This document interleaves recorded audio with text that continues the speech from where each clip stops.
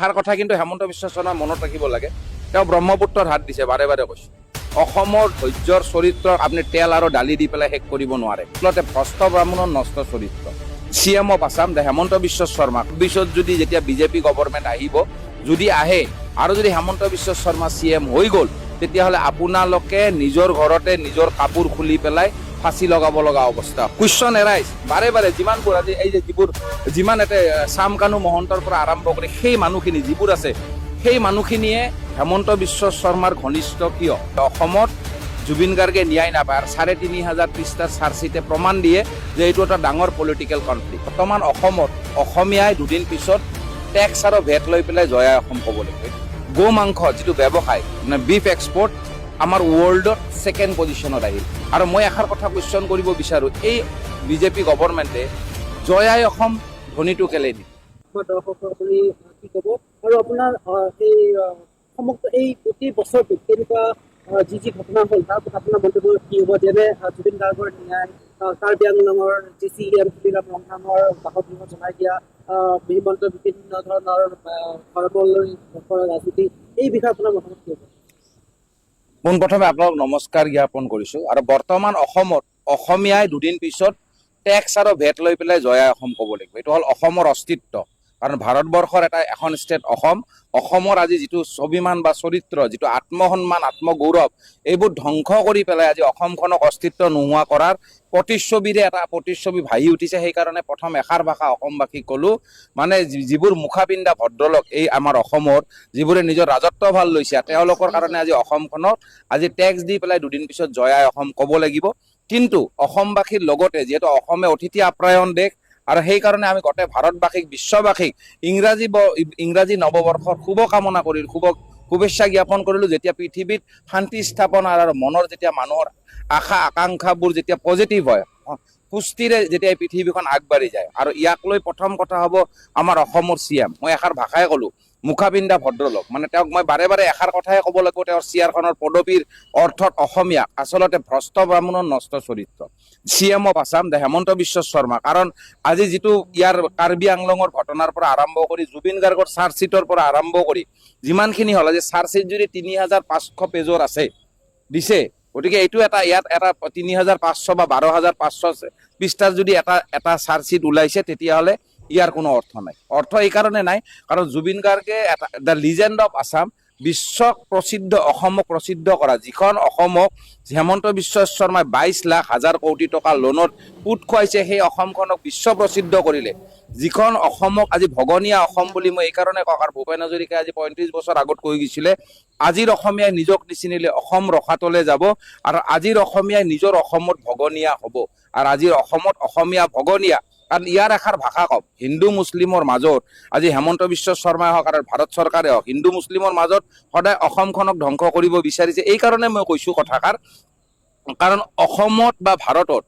গো মাংস যিটো ব্যৱসায় মানে বিফ এক্সপৰ্ট আমাৰ ৱৰ্ল্ডত ছেকেণ্ড পজিশ্যনত আহিল এই হিন্দুত্ববাদী চৰকাৰ থাকোঁতে। কিন্তু ইয়াৰ আমাৰ যিটো CM ছেকেণ্ড পজিশ্যনত যে আহিল গো মাংসৰ ব্যৱসায়টো, এইটো হিন্দুত্ববাদী চৰকাৰ। আৰু য'ত য'ত আজি তাতে UPত আজি হিন্দুত্ববাদী থকাৰ পিছতো তাতে কিন্তু সকলোতকে গো মাংসৰ দোকান বেছি,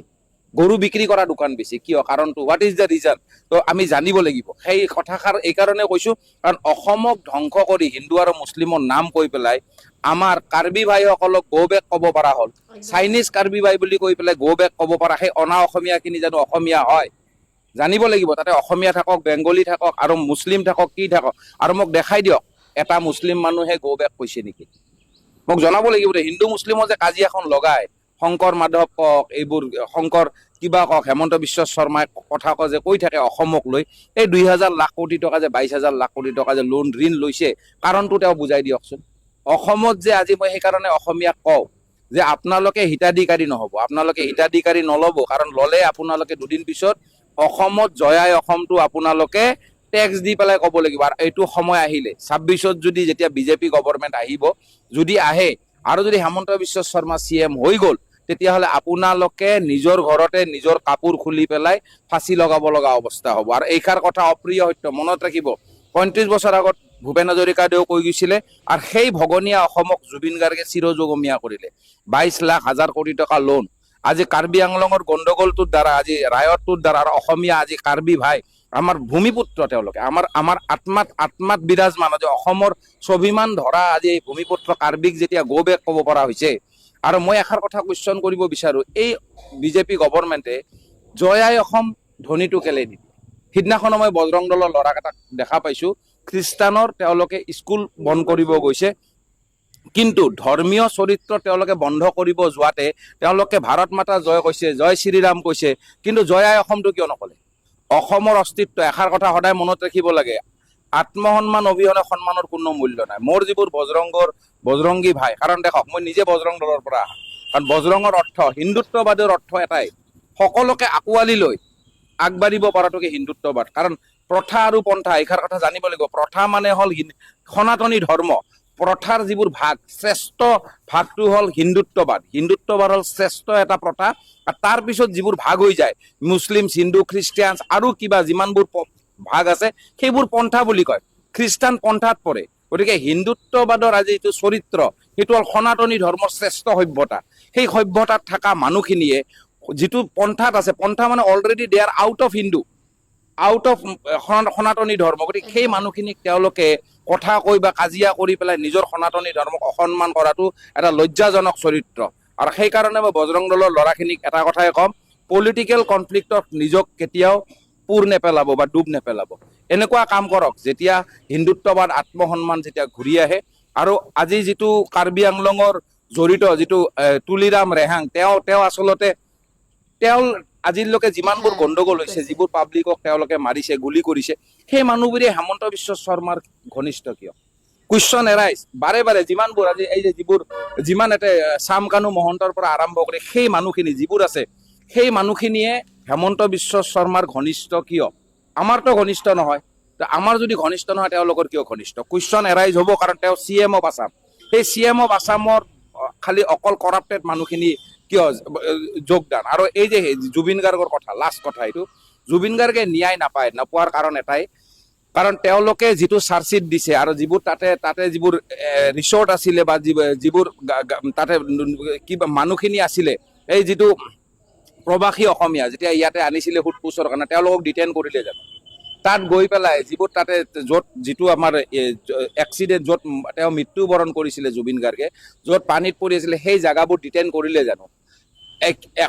নৌকাখন ডিটেইন কৰিলে জানো একোটো কৰা নাই ইয়াৰ পৰা লৈ সেই মানুহখিনিক ইয়াৰ পৰা প্ৰবাসী অসমীয়াখিনিক পঠাই দিয়াৰ দিনাখনে মই কৈছিলোঁ যে অসমত জুবিন গাৰ্গে ন্যায় নাপায় আৰু ৩৫০০ পৃষ্ঠাৰ চাৰ্জশ্বিটে প্ৰমাণ দিয়ে যে এইটো এটা ডাঙৰ পলিটিকেল কনফ্লিক্ট গতিকে এষাৰ কথা কিন্তু হেমন্ত বিশ্ব শৰ্মাই মনত ৰাখিব লাগে তেওঁ ব্ৰহ্মপুত্ৰৰ হাত দিছে বাৰে বাৰে কৈছে অসমৰ ধৈৰ্যৰ চৰিত্ৰ আপুনি তেল আৰু দালি দি পেলাই শেষ কৰিব নোৱাৰে অসমীয়া চৰিত্ৰত তেওঁ আপুনি আমাৰ টেক্সৰ পৰা টকা লৈছে গতিকে আপুনি অসমৰ CM গতিকে অসমক আপুনি ধৰিব লাগে আৰু আপোনাৰ যিমানবোৰ ভ্ৰষ্টাচাৰী মানুহ এই অসমত আছে চব আপোনাৰে লগ কিয় কুৱেশ্যন আহিল কাৰণ অসম ৰক্ষা কৰিব লগা হ'লে অসমীয়া জাগিব হ'ব হিতাধিকাৰীত যদি তেওঁলোকে স্কুটি লয় আৰু যিমানবোৰ স্কুটি আপোনালোকে দিছে বেছিভাগ স্কুটিটো মই যিমানবোৰ জাক দিছে তেওঁলোকে চলোৱা নেদেখোঁ কিন্তু অসমত সেই গতিকে অসমীয়া চৰিত্ৰটো অসমৰ মানুহখিনিয়ে তেওঁৰ হয়তো মাকে চলাব নহ'লে খুৰাকে চলাব পেহাকে চলাব এইবোৰ বৰ লজ্জাজনক ঘটনা আৰু এই চৰিত্ৰবোৰৰ কাৰণে মই কওঁ অসমীয়া এটা কেঁকুৰাত জাত যাৰ কাৰণে আমি অসমীয়াৰ একগোট আজি ইমানবাৰ আমি জয় কৰাৰ পিছতো প্ৰতিটো পৰিৱেশত শ্ৰেষ্ঠ সাজপাৰ শ্ৰেষ্ঠ কথা ভাষা অসম অতিথি আপ্যায়নৰ পিছতো আজি অসমক সকলোৱে হেঁচি ধৰিব পৰা কিয় হ'ল তো এই কুৱেশ্যনটো থাকিল আমাৰ অসমবাসী আৰু অসমবাসী জাগিবৰ হ'ল আৰু আপোনালোকে হিতাধিকাৰীতকৈ আপোনালোকে কৰ্ম কৰক হিতাধিকাৰীয়ে পংগু কৰে তো এইখিনি ভাষাই আজি ক'ব লাগিল আকৌ এবাৰ অসমবাসীক হৈ আগন্তুক নৱবৰ্ষৰ আন্তৰিক অভিনন্দন আৰু শুভেচ্ছা জ্ঞাপন কৰিলোঁ 2026 যেতিয়া জুবিন গাৰ্গৰ ন্যায় আনে আৰু জুবিন গাৰ্গৰ ন্যায় আনিব লগা হ'লে কিন্তু আমাক ইলেকশ্যনৰ আগত জুবিন গাৰ্গৰ ন্যায় লাগিব এই মানুহজনে যিকেইটা পইণ্ট ক'লে সেই গোটেইকেইটা এটা মানে একদম পইণ্ট কোনেও কাটিব নোৱাৰে একদম লজিকেল কথা কৈছে আৰু হিমন্ত বিশ্ব শৰ্মাৰ কথাও তেওঁ যিকেইটা কথা কৈছে তেওঁ হয়তো কাটিব নোৱাৰিব গতিকে আপোনালোকে ভাল পালেনে নাই পোৱা কমেণ্ট ছেকশ্যনত জনাব